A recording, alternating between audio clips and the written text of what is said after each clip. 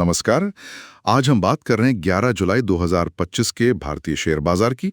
और जैसा कि हम देख रहे हैं, बाजार में गिरावट दर्ज हुई है। हाँ, बिल्कुल गिरावट तो साफ दिखी। निफ्टी 50 करीब 0.81% नीचे आया, मतलब 25,149.85 पर बंद हुआ। और सेंसेक्स भी, वो भी गिरा ना? हाँ, सेंसेक्स भी लगभग आप समझिए 690 अंक नीचे था, करीब 0.83% की गिरावट, 82,000 के आसपास। और ये जैसा आपने कहा, लगातार दूसरा हफ्ता है जब बाजार गिरा है। दूसरा हफ्ता, ये थोड़ी चिंता की बात है फिर। तो इस गिरावट के पीछे क्या बड़े कारण नजर आ रहे हैं? मतलब क्या चल रहा था मार्केट में? देखिए, कई चीजें एक साथ हो रही थीं, लेकिन जो सबसे बड़ा फैक्टर था वो था आईटी सेक्टर। आईटी?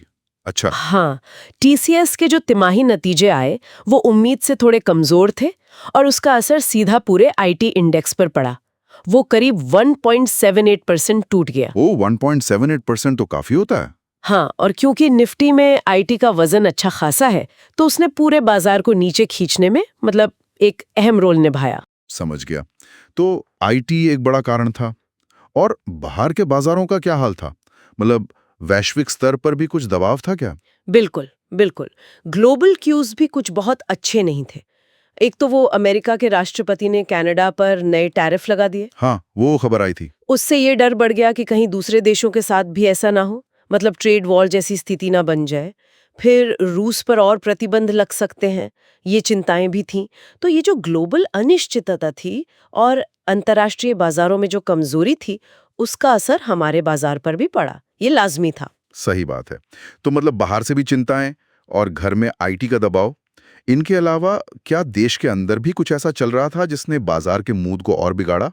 कोई डोमेस्टिक फैक्टर्स? हाँ, कुछ और घरेलू फैक्टर्स भी थे, जैसे वो सेबी ने पंप एंड डंप स्कीम्स पर एक्शन लिया है ना। हाँ हाँ, सुना था। वो सख्ती कर रहे हैं। तो वो क्या होता है कि शेयर्स की कीमतें गलत तरीके से बढ़ाते हैं, फिर ऊंचे दाम पर बेच देते हैं।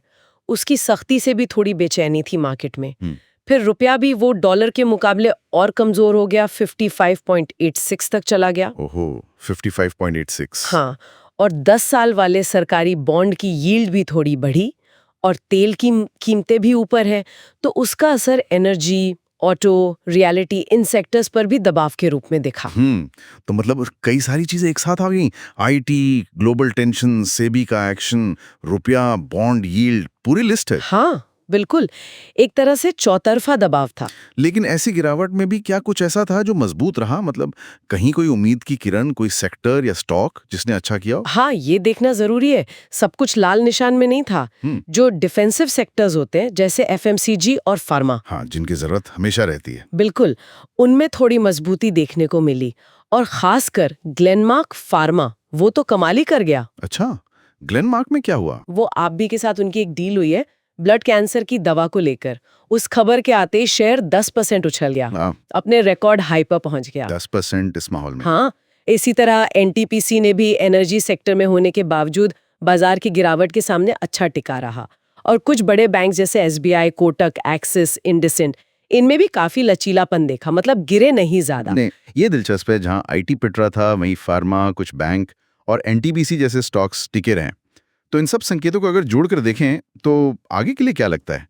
टेक्निकल लेवल पर क्या ध्यान देना चाहिए? हाँ, टेक्निकली देखें तो निफ्टी 25,150 के पास बंद हुआ है, जो एक अहम लेवल है। अब जो 25,090 से 25,150 का जोन है, वो एक बहुत मजबूत सपोर्ट बन गया है। ओके, 25,090 से 25,150। हाँ, अगर बाजार इसके नीचे फिसलता है तो फिर गिरावट और बढ़ सकती है।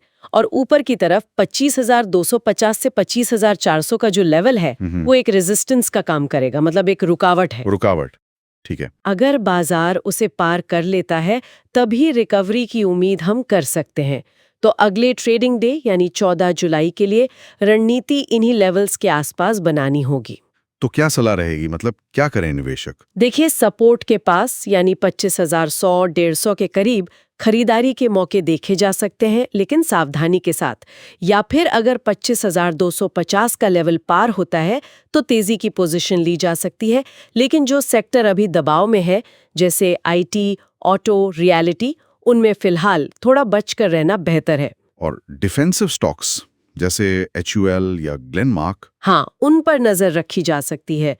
HUL, ग्लेनमार्क जैसे स्टॉक्स में शायद थोड़ी स्थिरता मिले। ठीक है, तो संक्षिप्त में कहें तो बाजार में दबाव था, आईटी ने नीचे खींचा, लेकिन डिफेंसिव स्टॉक्स ने कुछ राहत दी और आगे के लिए निफ्टी का 25,090, 25,150 का सपोर्ट बहुत महत्वपूर्ण रहेगा। बिल्कुल सही कहा।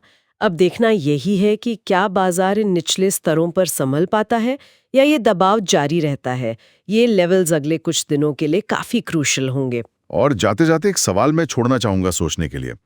ये जो डिफेंसिव स्टॉक्स में हम मजबूती देख रहे हैं, क्या ये बस बाजार की घबराहट का एक टेम्परेरी रिएक्शन है, या फिर ये निवेशकों की सोच में एक बड़े बदलाव का संकेत है कि अब वो सुरक्षा को ग्रोथ से ज्यादा महत्व दे रहे हैं? इस पर सोचना जरूर फायदेमंद होगा। बहुत दिलचस्प सवाल है। इस पर जरूर गौर करना चाहिए।